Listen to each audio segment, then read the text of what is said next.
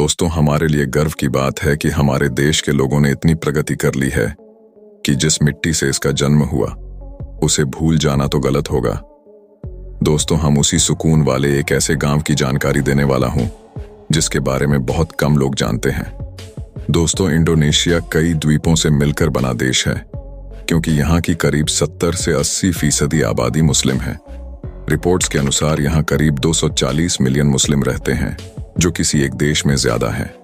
दुनिया भर के मुसलमानों का एक हिस्सा इंडोनेशिया में रहता है, लेकिन यहाँ हिंदू धर्म का भी काफी मान्यता है, जबकि उनकी आबादी काफी कम है।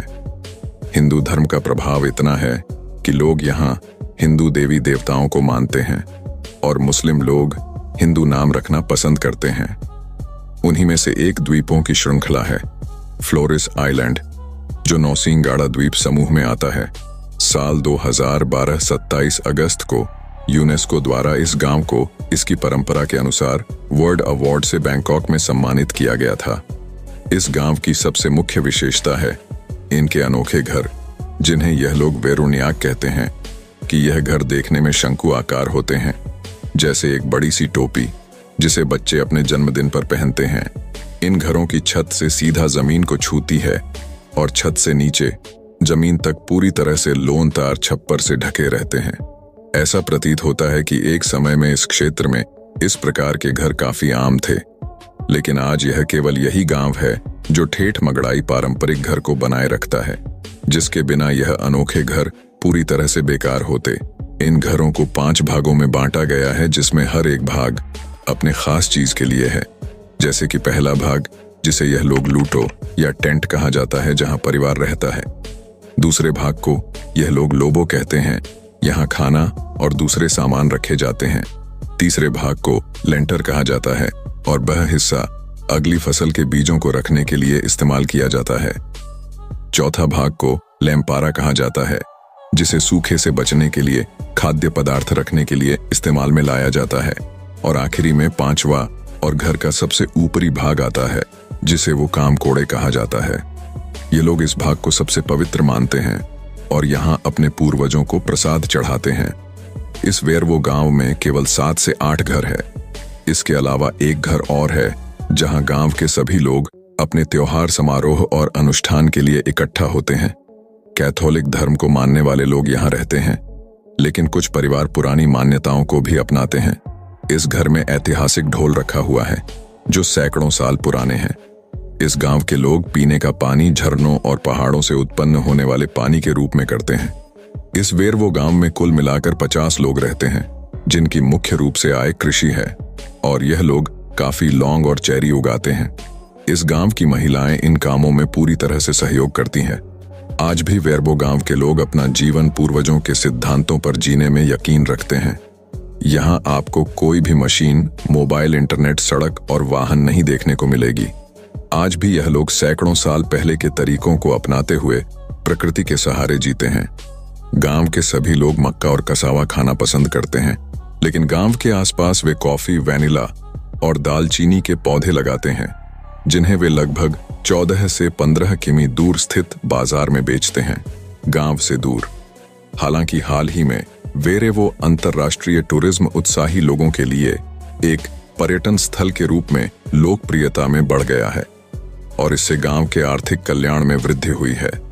वेरवो के लोग पूर्ण आगंतुकों का गर्मजोशी से स्वागत करते हैं, जो उनके गांव को देखना चाहते हैं और उनके सरल पारंपरिक जीवन का अनुभव करना चाहते हैं। कुछ सालों में जब बाहरी लोगों ने इस गांव के बारे में जाना, तो वह यहाँ टूरिस्ट बनकर आए और कुछ दिन रहने के बाद उनका कहना था कि इससे पहले कभी भी ऐसा उन्होंने अनुभव महसूस नहीं किया। शांति और प्राकृतिक सुंदरता का एहसास इससे बेहतर कहीं और हो ही नहीं सकता। यहाँ के लोग काफी मिलनसार होते हैं और बाहर के लोगों को एक अलग दुनिया का एहसास करने में भी साथ देते हैं। अगर आप कभी इंडोनेशिया के सफर पर निकले तो इस वेरवो विलेज को विजिट करना ना भूले। वेरवो गांव के सबसे नजदीक विलेज जाता है, जहां पैदल चलकर ही 4 से 5 घंटे में पहुंचा जा सकता है। वेरवो वह पूरी तरह से मनोरम पहाड़ों और तोड़ों के घने जंगलों से घिरा हुआ है। इस अविश्वसनीय गांव में उष्णकटिबंधीय जंगल और वनस्पति भरपूर मात्रा में मिलती है। इस गांव में मोबाइल नेटवर्क भी नहीं आते और बिजली केवल शाम को 6 बजे से रात के 9 तक आती है। दोस्तों, अगर आप एशिया महाद्वीप के खूबसूरत देश इंडोनेशिया की सैर करना चाहते हैं तो इन जगहों पर घूमने यकीन मानिए। यह इतिहास, प्रकृति और अध्यात्म सब के करीब होंगे। नंबर 1 पर कोमोडो ड्रैगन इंडोनेशिया के फ्लोरेंस में स्थित कोमोडो नेशनल पार्क भी घूमने वाली जगहों में एक है। यह भी यूनेस्को की विश्व विरासत स्थलों में शामिल है। कोमोडो ड्रैगन एक तरह से विशाल छिपकली जैसा होता है। कोमोडो ड्रैगन की जीभ सांप जैसी होती है। इसके दांत और नाखून पैने होते हैं। Number 2, Toba lake.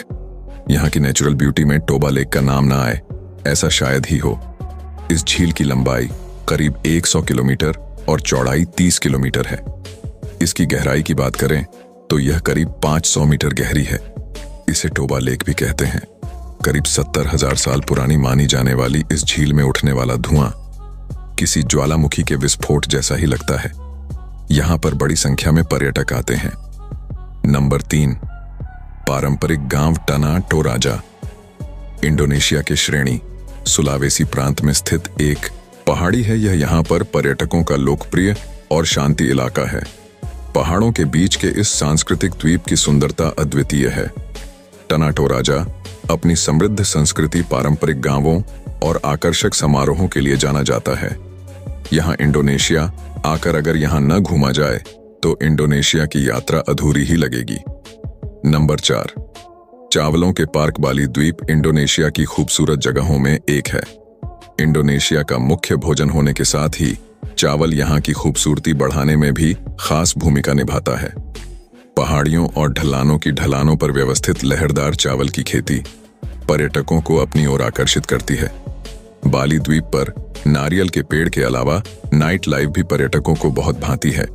नंबर 5, प्रेम बंधन मंदिर। इंडोनेशिया के योगाकार्टा में एक हिंदू मंदिर प्रबंधन स्थित है। यह मंदिर काफी प्रसिद्ध है। इसका निर्माण 9वीं सदी के दौरान ब्रह्मा जी के लिए किया गया था। इस मंदिर में सृष्टिकर्ता ब्रह्मा, संरक्षक विष्णु और विनाशक शिव जी की प्रतिमा स्थापित है। यह यूनेस्को की विश्व धरोहर स्थलों में शामिल है। यह मंदिर दक्षिण पूर्व एशिया में सबसे बड़ा हिंदू मंदिर होने के साथ ही प्राचीन वास्तुकला को दर्शाता है। नंबर 6, बायतुर रहमान मस्जिद में। इंडोनेशिया की फेमस मस्जिदों में बायतुर रहमान मस्जिद का नाम शामिल है। यह यहाँ के खूबसूरत शहर बांदा अर्की के बीच में है। बायतुर रहमान मस्जिद बांदा अर्की के लोगों के बीच समृद्धि, धर्म और संस्कृति का एक महत्वपूर्ण प्रतीक है। नंबर 7, समुद्री पार्क इंडोनेशिया का राजा पैठ द्वीप गोताखोरी के लिए जाना जाता है। यह सिर्फ इंडोनेशिया ही नहीं बल्कि पूरे विश्व में इसके लिए अपनी पहचान बना चुका है। राजा पैठ इंडोनेशिया में सबसे बड़ा समुद्री पार्क के रूप में फेमस है, जिसमें 1000 से ज्यादा प्रजाति की मछलियां, कछुए, शैवाल और सैकड़ों प्रजाति के मूंगा आदि पाए जाते हैं। ऐसे में समुद्री गोताखोरी करने वालों के लिए यह जगह अच्छी है। अगर आपने आज हमारी वीडियो में कुछ नया देखा, कुछ नया सीखा, तो इसे ज्यादा से ज्यादा लाइक, शेयर करें और चैनल को सब्सक्राइब कर बेल आइकन जरूर दबा दें। मिलते हैं आपसे फिर किसी नए वीडियो में।